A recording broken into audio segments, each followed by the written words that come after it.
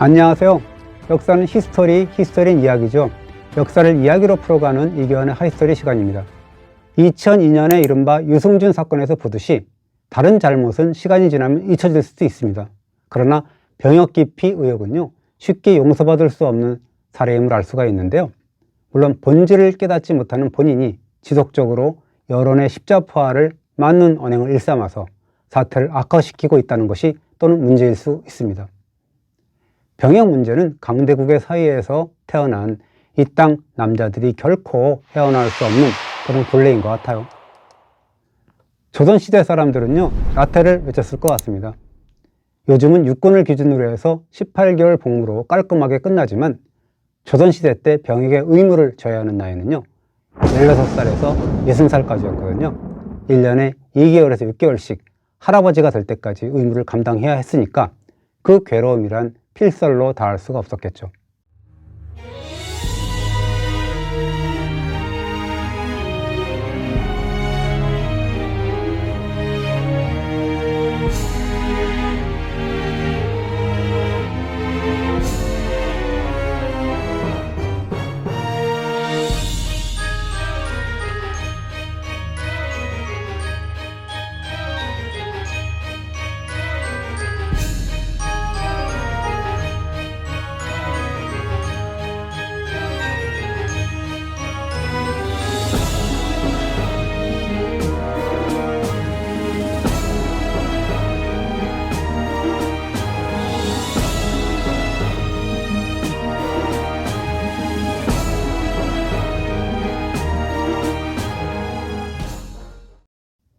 징집 대상이 된 일반명의 대상자는요, 기본적으로 양인 계급의 남자들이었습니다. 천민은 병역에서 제외됐습니다.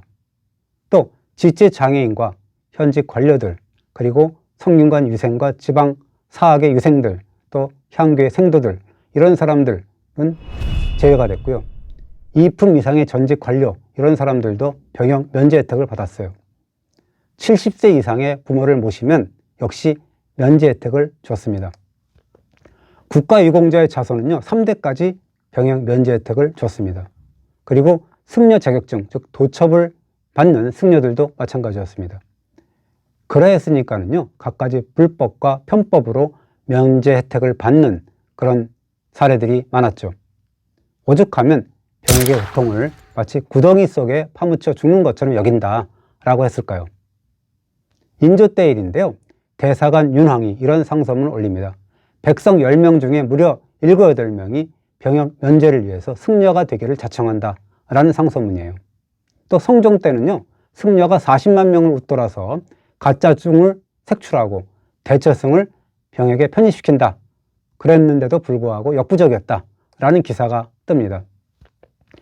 병역 면제 혜택을 받는 성균관과 사학, 심지어 지방 향교가 비리의 온상이 되기도 했습니다. 세조 때 일인데요, 40살이 넘는 학생들이나 학습이 부진한 자들은 전부 충군, 즉 범죄자들로 구성된 군대입니다. 충군으로 속해야 된다 라고 철퇴를 내리기까지 합니다. 성종 때 일인데요, 벼슬에 오르지 못한 지방 유생이 대리 수강으로 향교의 교사가 되는 일도 생겼습니다. 현직 관리가 되면 병역을 면제받을 수 있었으니까요. 그런데 문제는 뇌물 청탁으로 향교 선생이 되기 때문에 경전 한 줄도 제대로 읽지 못한다 라는 것이 문제였어요. 그리고 천민은 원칙적으로 병역 면제를 받았는데요. 그런데 1473년에 성종 때 일이었는데요, 원래 천민이었다가 이시의 난 때 진학군의 자원 종군왕 공로로 해서 양인이 된 사람이 있었습니다. 손장수라는 사람이었는데요, 이 사람이 도로 천민이 되겠다고 자청을 합니다. 너무 가난해서 병역을 감당할 수가 없기 때문에 성균관의 노비로 살게 해달라는 규청을 올린 거죠. 성종임금이 그러라고 했습니다. 얼마나 병역이 괴로웠으면 차라리 노비의 신분이 낫겠다고 했을까요?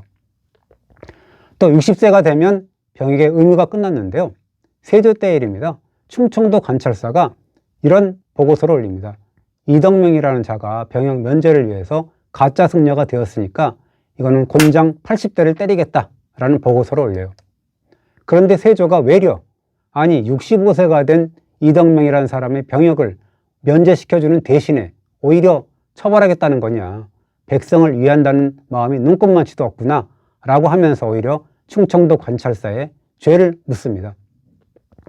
또 세조 때 일인데요. 조광지철을 상습 폭행하고 첩비와 내연관계를 맺은 정대희라는 그런 못된 남편이 군대에 입대하라는 명을 받기도 했습니다.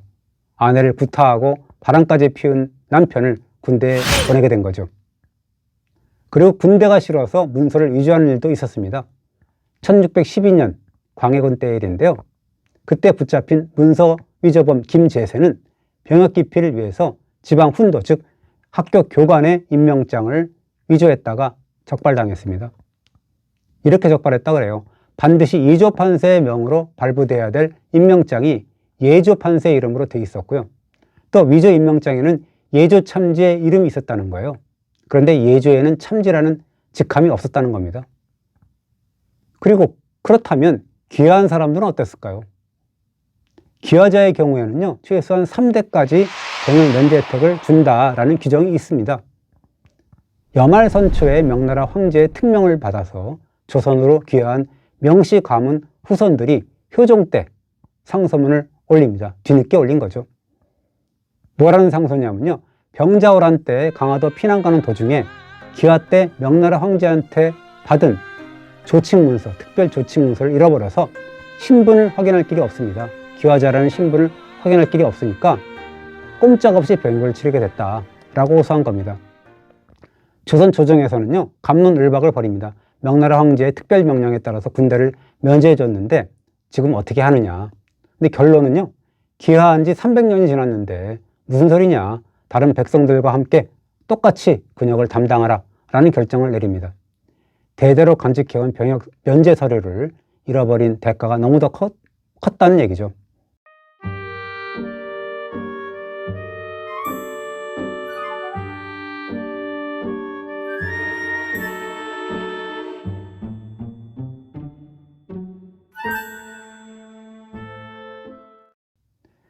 고려 왕조의 후예로서 선조의 제사를 지내는 왕씨의 자손들에게도 면제 혜택을 주었습니다.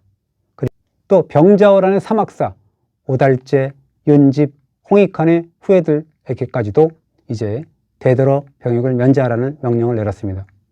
또 성리학을 도입한 안양, 또 유학에서 성인으로 꼽히는 기자의 후손, 한씨와 송우씨인데요. 이런 사람들, 그리고 목화씨를 들여온 문익점의 후예들, 이런 사람들도 병역 면제 혜택을 받았습니다. 그러나 후유증도 만만치 않았던 것 같아요. 너도 나도 이분들의 후손이라고 나선 것 같습니다. 숙종 때 일인데요. 이런 상소문이 올라와요. 요즘 안시성을 가진 자들은 전부 안양의 자손이라고 그러고 한시성을 가진 자들은 모두 기자의 후예라고 거짓말을 친다 라는 상소가 올라오는 거죠. 후유증이 대단했다는 얘기죠. 군대에서 축구한 이야기, 이런 거는 정말 평생 남자들의 이야기거리인 것 같습니다. 예나 지금이나 똑같고요. 조선시대 때도 그랬던 것 같아요. 조선왕조실록만 해도요, 자그마치 4,000건이 넘는 병역, 군역 관련 이야기가 실려 있습니다.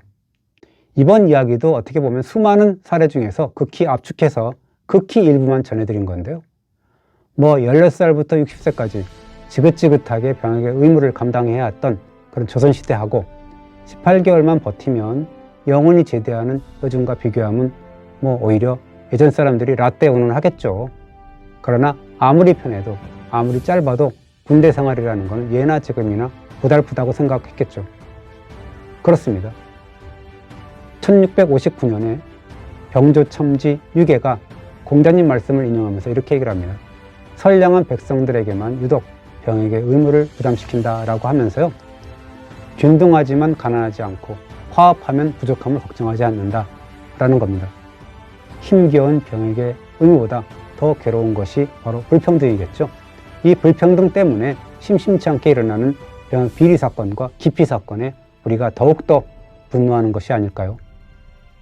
이번 주도 잘 보셨다면 구독 부탁드리고요. 좋아요도 꾹 눌러주시기 바랍니다. 감사합니다.